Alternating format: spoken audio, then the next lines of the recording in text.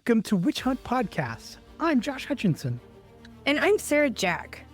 Today we examine the story of Elizabeth Johnson Jr., a young woman convicted of witchcraft during the Salem witch trials, whose name remains stained for nearly 330 years due to a simple clerical error.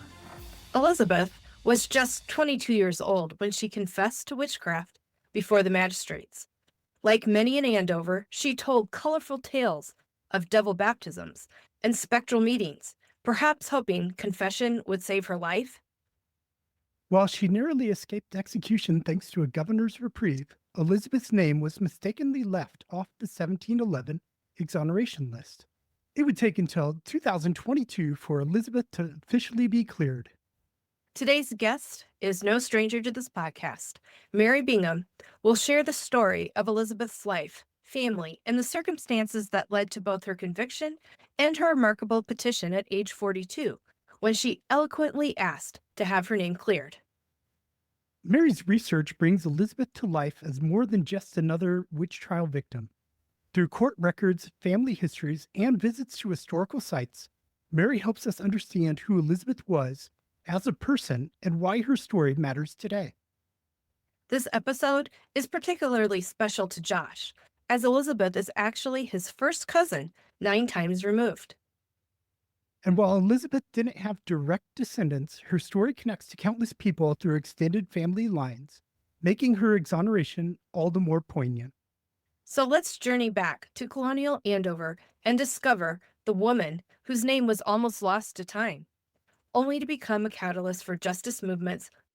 Mary Louise Bingham, you're here today to tell us the story of Elizabeth Johnson Jr., a woman convicted of witchcraft during the Salem witch trials. Can you tell our listeners why you're interested in this story? I am interested in her story because her name was almost erased from history through the stroke of a pen back in the early 1700s. And because I wanted to know more of the intimate details of her life and to bring them forth to help us know her better as a woman in her own strength, using her own voice so that we can know her better today. And yeah. And I did that by first deep diving into the records of the Salem witch hunt, reading all the documents pertaining to Elizabeth and her family. Then I broadened my research to look at her father's life and her brother Francis's life using the records of the quarterly courts of Essex County. And I looked at all the court documents that pertained to them and found out who lived with the Johnsons and what was said about them and what their reputation was, which they were a very well-reputable family in Andover. I also dug into the Andover births, marriages, and deaths to confirm the dates for Elizabeth and all of who we believe to be her siblings. It's believed that Stephen and Elizabeth Johnson, Elizabeth's parents, had 9 children, and 6 lived to adulthood. Their first daughter, who I believe is their first daughter, Elizabeth, died in 1667, and she was probably about 7 years old. But we don't have her birth date, so we can't be sure. And then they had a daughter, Mary, who died at 2 days old. And then they had another daughter, Anne, who died about 6 months old. The children who survived to adulthood was Elizabeth's brother, Francis, who was about 26 years old in 1692. And then her sister, Abigail, who was about 17 years old in 1692. Benjamin and Joseph, I assume they survived to adulthood because I could not find a death date for them. And they were twins. And they were, if they would have been alive, would have been about 15 years old in 1692. And then her brother, Stephen Jr., who was accused, was 13 years old in 1692. And then Elizabeth herself tells the magistrates that she is 22 years old in 1692. So, of those children that survived, 3 were accused. Like I said, Stephen Jr. was accused, Abigail Johnson was accused, and of course, Elizabeth, who we're talking about, was accused. I liked what you said about the importance of telling her story of who she actually was as an individual person. What else do we know about her background? I've just discovered that she is most likely or was born in what is most likely today Andover, Massachusetts, not North Andover. And I say that because her father, Stephen, he actually bought land, I believe, after he married Elizabeth Dane. And it's over in the area of 67 Haggett's Pond Road in Andover in the West Parish. And it's believed that all of their children were born at that location. And again, today, that is in Andover. And it's just over the North Andover line going into Andover. So it's not far, but it's technically Andover. So I think we have to look at the misconception that she lived in North Andover, at least before 1692. I believe that after she was released from jail, that she went and lived in North Andover, and she probably was living with her brother Francis, who was definitely in North Andover at that time. We know that her father lived a productive life. He basically kept to his own business. There are a couple of instances where he's brought to court, but it's really for mostly minor things. The only one thing that I found that he owed a lot of debt to a gentleman in Newbury, and I don't know why, but that's the only thing that I found. Otherwise, he was a respected citizen. He was a farmer, he was a carpenter, he was a sawmill owner, and he was a surveyor. So he established the boundaries for land ownership. He helped lay out borders for the towns, the streets, and the highways. And he was a selectman. He married Elizabeth Dane, who was the daughter of the minister in Andover. And they married on the 5th of November in 1661. And again, since we don't know where Stephen lived before he got married, we do know where Elizabeth lived. And she lived in the area of 98 Court Street in North Andover. And I was just out there this past weekend, and it's beautiful. It's right behind the North Andover Historical Society. And when you walk up and down Court Street, it's still very wooded on both sides of the asphalt.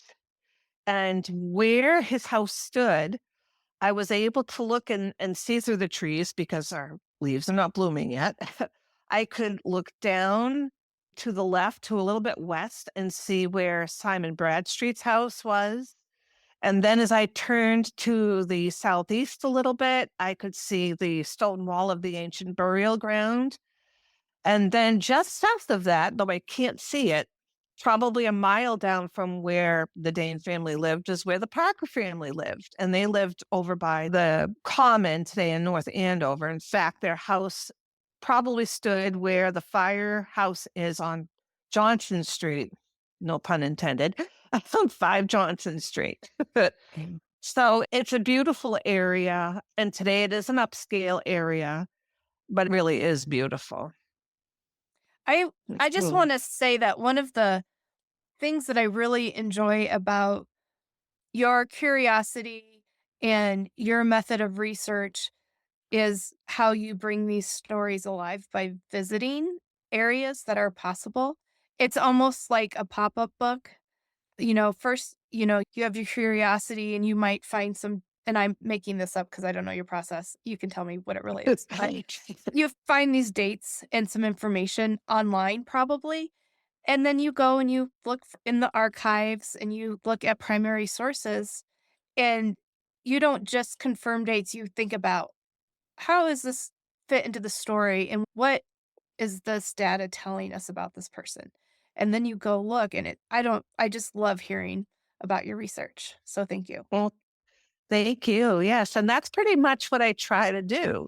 So, most of the research that I start with in terms of locations is I go to the Salem Witch Museum website and I go to their online tours because Rachel Christone and Jill Christensen are immaculate with that research that they do with those locations. And I know that because I've actually looked at their sources and have come up with them with many of the same scenarios, particularly where the Dane family lived, where Elizabeth Johnson Jr. lived, and also in the research where the Topsfield boundary dispute was. And I actually came to my conclusion before I found out that they had come to the same conclusion.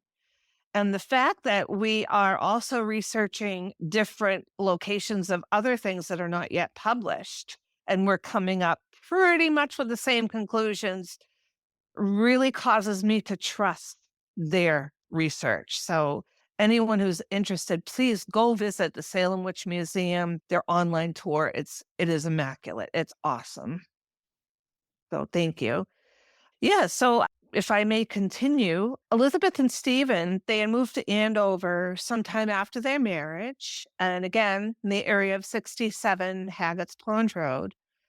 Stephen and Elizabeth, though, they answered to a fornication charge after they got married, and they had to travel 23 miles north to the Ipswich court to go answer that charge. And they confessed. And they were ordered to pay 40 shillings each, plus the cost of the court. And I believe that 40 shillings today would have been about $250 per person. So that was quite a chunk of change for them to pay for that. And I don't know why they had to answer for that fornication charge exactly, but I did come to the conclusion that they had a child by the name of Elizabeth, and whom I believe to probably be their first daughter, although we don't have the date of her birth, but we do have the date that she died, which was in 1668. So Elizabeth, the first Elizabeth, was conceived probably out of wedlock, and I believe that she's the oldest daughter because she's named Elizabeth, and usually back in those times, the oldest daughter was named for their mother, and the oldest son was usually named for their father. So the second Elizabeth was born about 1670, according to the 1692 court records. So that was another surprise of mine when I was digging, that they actually had another daughter, Elizabeth, who did not survive, and which is very sad. And also the fact, too, that Elizabeth Dane Johnson, who was described later by her father as being someone who was not able to reason well in 1692, but you go back and look at her life, she lost 3 children at very young ages. And plus the fact that she not only had that happen with her, but she got up every single day and put her best face forward to make sure that her family survived, and that she did everything that she could in the household chores, to probably with a little bit of help from outside neighbors, but she was basically the one that did the work. I don't see any evidence that the Danes had any servants or any slaves. So she was the one who did the work. And God bless her for doing that, for making sure that her family survived. I was thinking the other day about what Francis Dane said about his daughter and granddaughter in 1692 when he described them as, like you said, having an impaired ability to reason, or however you might put that. He discussed, in his words, he called them simplish. Yes. So I was thinking about that, and I was wondering if my thought was, what if he was exaggerating in order to protect them? like he said, was thinking if the court believes that they're impaired or their capacity is not there for going through trial and getting convicted, maybe they won't be convicted. But obviously, Elizabeth Jr. was.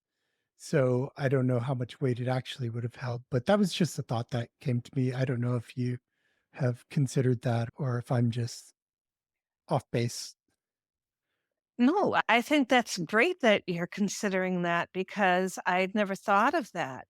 And if you look at how he stood up for the rest of the community, and I don't think he meant that. I could be wrong. I'm just surmising here.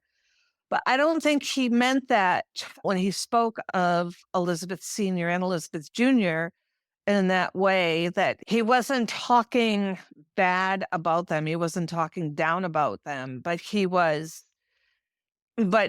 say that he's including them in the rest of the community, that he recognizes that he didn't know of anybody else, or he never suspected that anybody else was considered or should have been accused or practiced quote unquote witchcraft. And the only suspicions that he had heard of was from the Carrier family. But everybody else he stood up for because, and if you think about it, he put himself on the line by standing up for all those people and petitioning for all of those people because they really could have come after him. And he was the only minister that I know of that did that at that time. Yeah, I love that Josh had that idea, that possibility come to mind. Because when you look back at what's already gone on in the courts, there's been women who tried to stand up for themselves, who tried to reason with the magistrates, who tried to reason with their community. And in Rebecca Nurse's case, the magistrates said, well, you're even worse. You've fallen farther than everybody to be covenanting with the devil. So I like that consideration, Josh. I do too. I do too, Josh. Thank you. Thank you. Yeah, I was just trying to think of what would motivate him to write that letter. It's probably to help them by explaining away that they're not competent to stand trial or something along those lines. He's basically claiming that they shouldn't be prosecuted because they couldn't have reasoned when given this, I don't know, invitation to join the devil and be a witch. But I think it's more that he's explaining away because Elizabeth Jr. confessed. And so he's probably explaining away why she confessed was because the magistrates were more, they intimidated her with their education and everything. And she doesn't have that kind of education. So she's not able to respond to what they're throwing at her. Right. And we have to remember too that when she is in front of them, I think she's in front of them with regards to her second examination. Her first examination, she's in front of Dudley Bradstreet. But when she's in front of them, I don't know if she's in jail. That document is not clear. If she's in jail and they're questioning her in the jail, or is she somewhere in the meeting house? But if she's in the meeting house, then she is being bombarded with these people screaming. Everyone's watching her. And then these guys are coming at her. And she's just a 22-year-old. Of course, I remember being 22 and I was still very impressionable at that age. And of course, you're scared. You don't know what to do. So, of course, in some cases, you're just going to break down and tell these people what they want to hear. But what are your thoughts on that? Yeah. Well, we know how Rebecca, I like to go back to her, of course, because she's my ancestor. Of course. But she was confused about what was going on at some points. Not confused about her innocence or what they were pressing her about a confession, but there was so much chaos and confusion. I was just thinking about Elizabeth Johnson Jr.'s age, and it's not that unusual that she wasn't married yet, I don't think. And That is so correct. so she would have been a peer to some of the accusers. Yes, definitely. Yeah, many of the Definitely. accusers, that's a good point, were 18, 19, 20 years old. And so she would have more felt a kinship with them. And maybe that's why she believed what they were selling, basically. Mhm. And we know how in Andover, the women were berated and badgered until they finally broke down and confessed, because that's in the petitions of some of the other women from Andover about that process that happened. You had mentioned some of her relatives were accused as well. How many of her relatives were accused witches? There's a lot. It would have been her brother, her sister, plus her cousin, Dorothy Faulkner. Then I believe Abigail Faulkner was. Then I believe Deliverance Dane has somehow intertwined in there. And then, of course, her mother was accused. There's a lot. Yeah, there is a lot. There's a lot in that Mm. whole. Frances Dane married Faith Ingalls, and the Ingalls extended family, I know, was included the Carriers as Yes, well as the yes, Johnsons and the Danes and the Robinsons and several other families. And yeah, well over a dozen of them were accused. I don't remember the exact number, but it was so many, because almost the entire Carrier family gets accused. Everyone but yes. Thomas Sr. basically gets thrown in there. Yes, yes. And I can't forget too, I have to mention Abigail Faulkner, Elizabeth's aunt. Yes. So, and she was the only one I think that did not confess. I think everybody else within the Faulkners and the Johnsons did confess, but not Abigail Sr. Yeah. What do we know about how the confession came to be? So her first examination was the 10th of August in 1692, and she takes it before Dudley Bradstreet. Now, I'm not sure where. I think because Dudley, his father was Simon Bradstreet, and I know that Simon Bradstreet took a lot of his depositions from the people that were giving depositions in front of him in Andover at his home. I wonder if Dudley took this particular examination at his home, because otherwise we don't know where the people that were examined, that were accused in Andover, we don't know where their examinations actually took place. And that information to me comes right from Margot Burns. But looking at this, I'm wondering if she did actually take it at Dudley's home. And he actually notifies the court, and he says that he's a justice of the peace. He is not experienced in taking these kind of statements. And he's basically flying by the seat of his pants because there's no forms for him to follow, there's no records for him to follow. But he does record her examination, and she tells Dudley that she's baptized by Martha and Sarah Carrier in 1688. And after being badgered at the Carrier house, and Martha Carrier supposedly in the spectral world offered Elizabeth Jr. 1 shilling, which she never received. And then again in the spectral world, Elizabeth then turned and afflicted Lawrence Lacey, Sarah Phelps, Mary Walcott, Benjamin Abbott, the two Thicker children, and then she names Daniel Ames. She just names Daniel Ames at this time. But she does say that she helped in afflicting Timothy Swan. So that's kind of interesting because of his reputation in Andover. Then she also says that she believes that George Burroughs is present at this mock sacrament in the spectral world that took place in the pasture. That's basically what she starts her story with. But then the next day, when it does take her examination before the magistrates, her story gets more colorful. And therefore, I surmise that she is quite the storyteller because she tells the same story, but then she adds that she was baptized in the Carrier Well.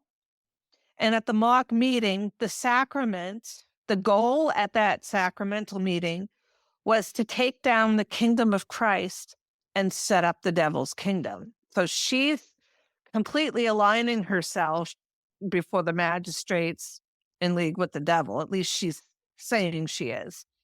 At the examination, she brings out her poppets this time. And the poppets, one is made of cloth and the other is made of birch rind. And then she goes into detail how she used them to afflict everybody. And not only that, then she showed the 2 places on her hand where her familiars suckled. And then she was searched by a group of women for 2 more places where those familiars suckled. So she really offered a very colorful story.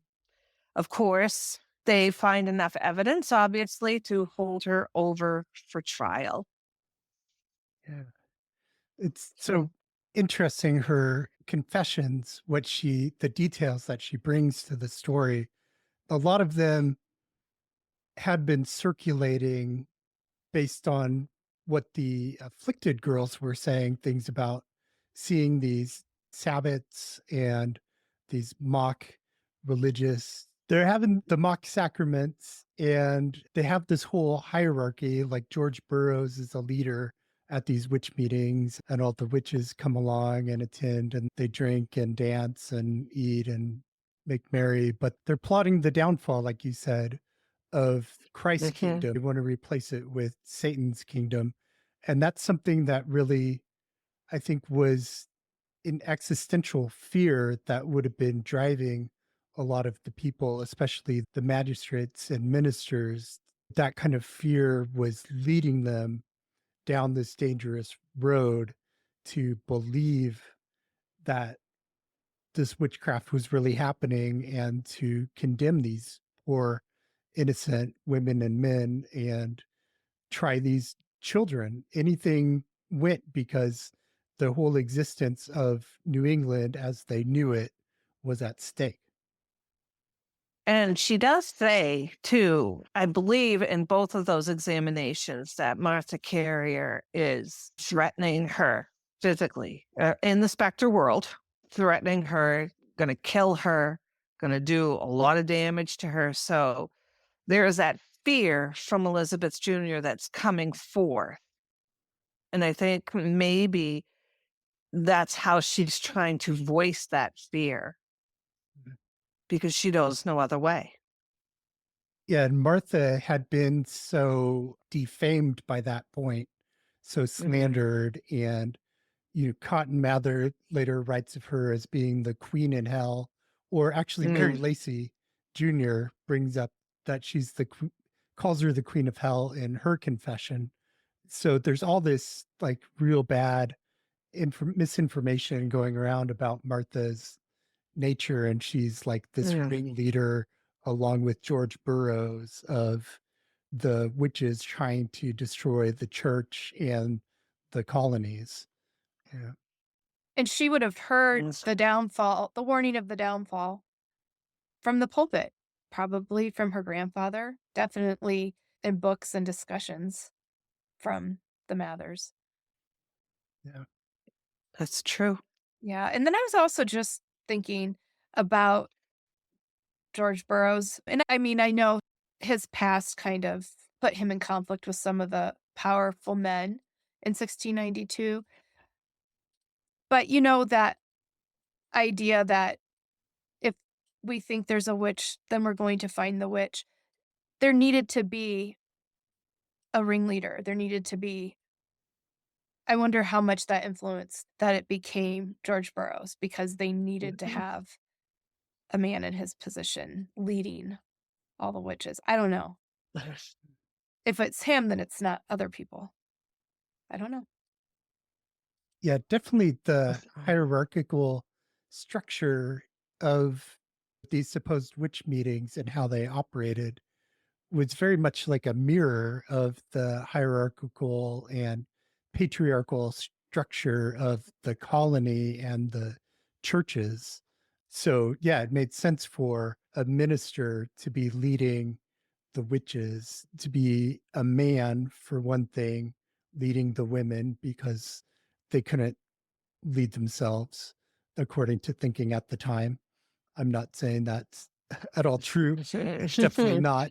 We see a lot of examples of female leadership in the Salem witch trials, but for the men living at the time entrenched in misogyny and patriarchy, you had to have a man leading it. It was what made sense to them, but it also made sense, I think, to have a minister lead, because even though they weren't a theocracy in the sense of the ministers actually directly controlling the government, they were, the laws were based off biblical law and the teachings of people like John Cotton, Cotton Mather's grandfather, had a lot to do with creating the laws. And so it just, to me, makes sense that the guy at the top who's leading the rebellion against the church is coming from within the Right. church himself. Yeah. Yeah. That's true. And whereas George Burroughs, supposedly, they didn't think that he ministered every week or whenever he was supposed to. And that I've heard that he was more of a Baptist minister than he practiced what they wanted him to practice and preach. So they probably saw that as a threat and said, well, all these accusations and we need a leader, like you were saying, he's it. Yeah. So Possibly. when Possibly. when Elizabeth is telling this spicy narrative, is she, I know there were others, but before it got to Andover, the really wild story was only coming from afflicted and accusers. It didn't come from any confessors early on. And then things progressed and there was so much going on in Andover, that's when the girls became witches and telling these tall tales. I'm wondering, when I was reading her examination, especially the second one, I was thinking of Tituba. Like, wow, her story is getting really colorful here. But I must admit that I haven't read a lot of the other confessors in Andover yet, or haven't really studied those examinations. What do you say, Josh? I think there weren't a lot of confessions before Andover, but they were, each of them was like a turning point, that Hmm. an inflection point where before that confession is made, it seems like maybe the witch hunt is going to be limited, because when Tituba confesses, there's only 3 people accused. And Right. she says that she saw 9 names in a book, in the devil's book, and that fuels looking for the other 9 people. And then Abigail Hobbs, a teenager from Topsfield, testifies in Yeah. April 1692, and that brings out more. But it is a lot like the afflicted girls are the ones coming up with, oh, there's these witch meetings happening and there's 40 people at these meetings. They're really also driving a lot of the hunt with the numbers that they're throwing out. So I think that by the time you get to Elizabeth Johnson Jr., a lot of that information has been gossiped about, and everybody's, I mean, this was not just the talk of the town, it's the talk of New England at the time. Everybody's hearing about this and gossiping about it. So a lot of these narratives would have been in people's subconscious at the least, that they've imbibed. And it's a mix of confessions and accusations. Ann Putnam Sr. also had a lot of very interesting encounters, unfortunately, with your ancestor, Rebecca Nurse, supposedly coming in spectral form and wrestling her. And the Putnam servant, Mercy Lewis, also had very Yes. colorful imagination about it, also involving George Burroughs, where he takes her up to the top of an exceedingly high mountain and shows her all the kingdoms of the world and offers them to her, just like, Satan and Jesus and the temptation in the wilderness. She's Yes. talking about that. She's talking about this brilliant white man came at one point and helped her. A lot of colorful stuff, but in general, like before you get to Andover, confessions were pretty rare. And so when you get to Andover and the majority of people confess, it's a very different feel than Yes. most of the 19 people. 18 of the 19 who were hanged did not confess. And the one who did confess retracted it. Can you clarify for me, did Reverend Dane write of their simpleness before her examinations or after?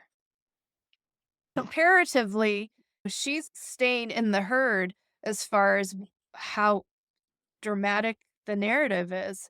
So she was capable of playing the game that was going on. So Yeah. then I was kind of wondering if she was like trying to challenge her grandpa, like, I can tell the stories just like the rest of them, or if he sees it getting so carried away and is like, she doesn't know what she's saying, you know?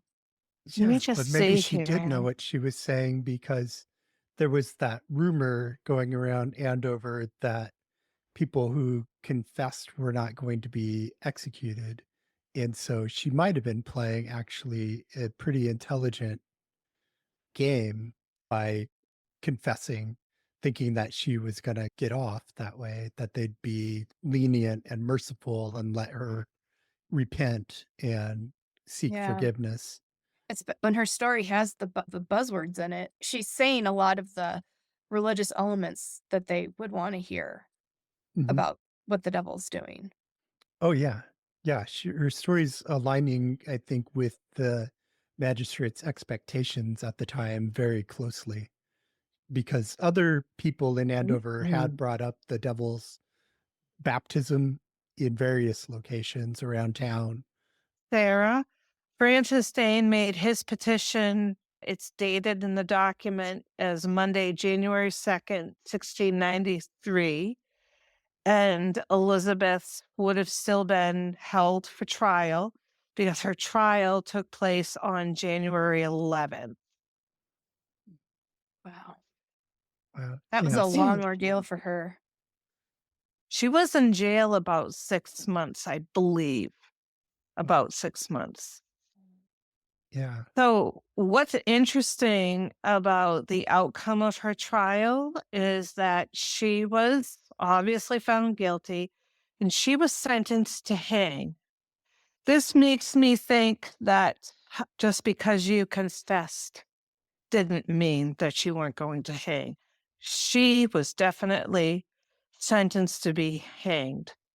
And it was at the end of January. Stoughton, he was signing those death warrants so fast so that everything would go through the way that he wanted it to go through before he was basically thrown under the bus by William Phips.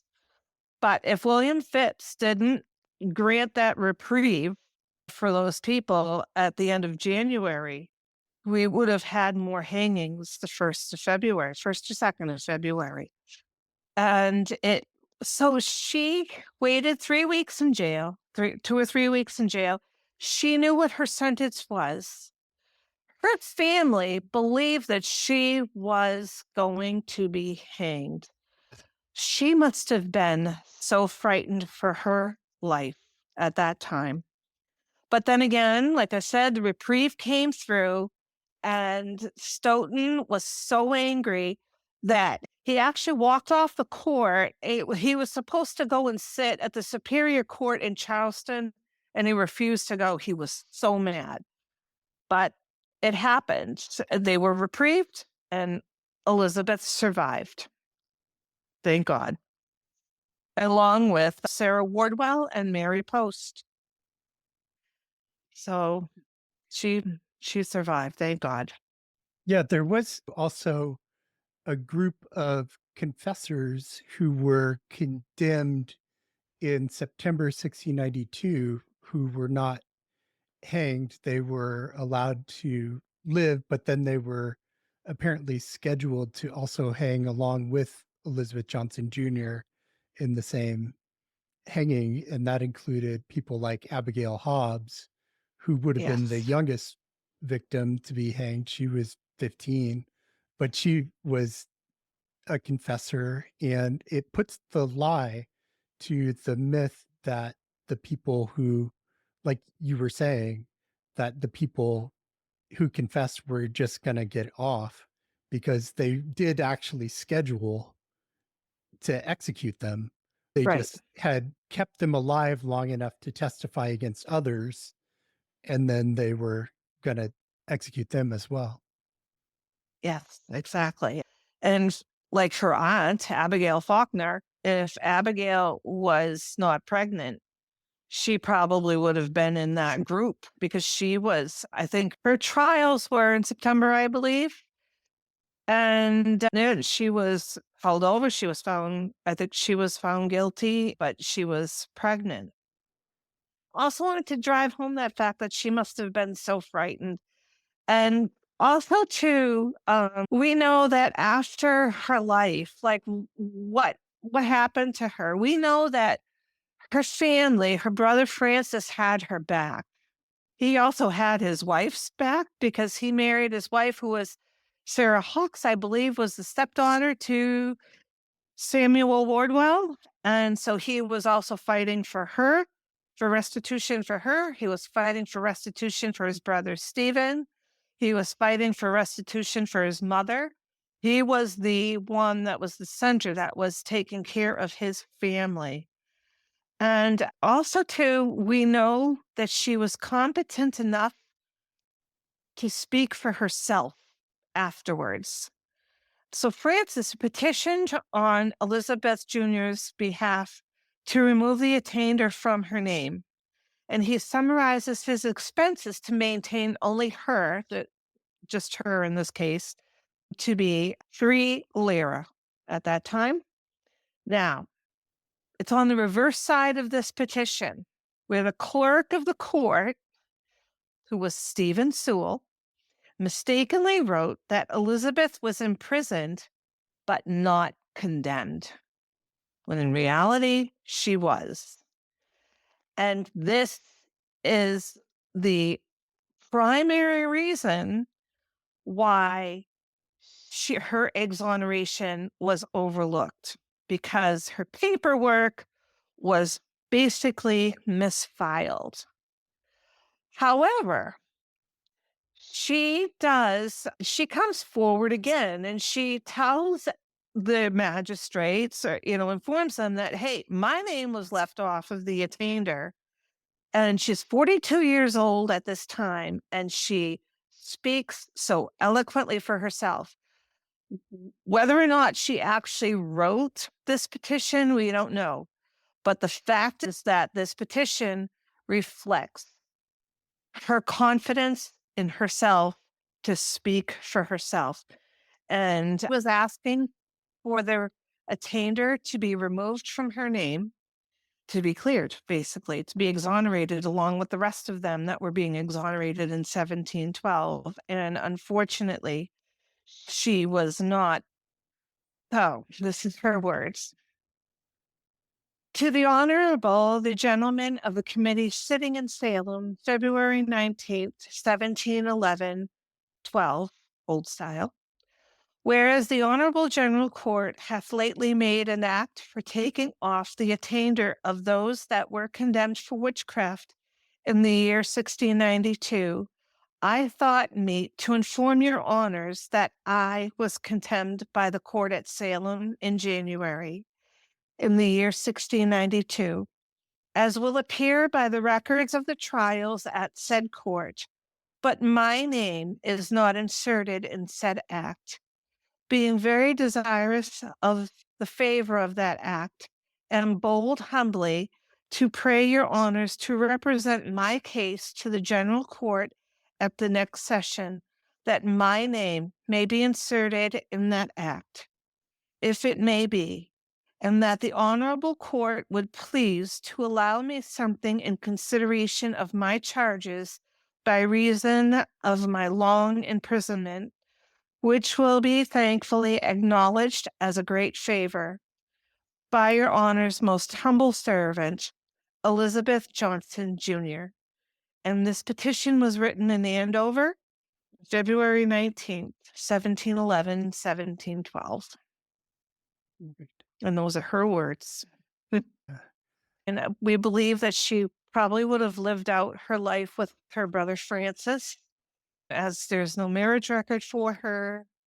And that would have been in North Andover, in the area of 133 Andover Street, which is yet another beautiful, beautiful road, beautiful farms still there. It's absolutely gorgeous.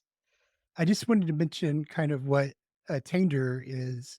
A attainder basically is when someone in English law was condemned to die for a felony crime. They weren't just going to kill your physical person, they wanted to kill you, your legal personage, so that you wouldn't be allowed to sell property, do things like that, legal matters. And so there were financial constraints on you and legal constraints on what kind of activities you could engage in because you were dead in the eyes of the law. You had the stain of blood upon you. So it was really, constraining these individuals on how they could go about living their lives, whether they could Right. sell property to make some money so they could survive, basically. So it was really important for it to come off. And then I wanted to talk a little bit about, you mentioned poppets before. And for those who are new to Salem witch trials, poppets are a really interesting thing. They're basically little dolls or representations of people. They could be made out of just pieces of cloth or string or corn or clay, or there's lots of different kinds of puppets. They're basically representations of people. And the belief was that witches used them to, you could think about a person and squeeze the doll, and that would cause that person in real life some pain. You could put pins in them, you could put nails in them, you could burn them, you could put them in water, and all these things would have these real life effects through sympathetic magic, basically. Thank you. You're welcome. And how Mm. they were pretty common, weren't they? Yeah, they were really common in the Salem witch trials because they're found in Bridget Bishop's walls by some contractors who were doing some work in her cellar. She said that the previous owner must have had them built into there or put them in there during some other renovation, but those are used against her. They're brought in the case, I believe it's of Candy. She brings in some rags that she calls poppets, and the magistrates decide to test them by lighting one on fire and then dunking it in water to see what effect it had. And one of the afflicted girls like runs towards a river or a well, and people have to go out and stop her from going in the water because this is happening. And when it's lit, the afflicted people are freaking out about how hot they are. This was some experimentation going on by the magistrates, which was rather bizarre. But yeah, puppets. And I think that most people probably had something that you could call a puppet because especially children had dolls. Yes, exactly. That were made out of various materials. And it's easy to say, oh, that's not a doll, that's a puppet. Exactly. Yeah. Yeah. Was there anything else you wanted to share about Elizabeth today? I want to share that she is one of the people from 1692 that I have really enjoyed researching. And she's not my ancestor, but I do believe that her story, as well as everybody else's story, really needs to be out there and told as truthfully based on the primary sources and the really good secondary sources as possible. And I also attribute her exoneration in 2022 as a very strong precursor as to what took place in Connecticut in 2023. And also want to thank publicly Carrie LaPierre, the teacher in North Andover, as well as all of those who helped Carrie and Richard Height after he discovered that Elizabeth Jr. was not exonerated, that they did all that hard work to get her exonerated. Because like I just said, if she wasn't exonerated, we probably wouldn't have really started the deep dive into what happened for our Connecticut people that were accused that also deserved the exoneration. Yeah, her exoneration happening the same year that was the 375th anniversary of the first witch trial execution in the American colonies. I think that was so impactful. It was Very impactful. to me. Yeah. Because it was like, oh, well, we forgot about Elizabeth. We're forgetting about somebody else. Her name is Alice Young. And everybody between Alice Young and 1692. What about all those guys? Right, exactly. And the fact that they were able to do it and they did it against all odds, and they just kind of like slid it into the back of a budget bill and got it done that way. I am just amazed at how they did it.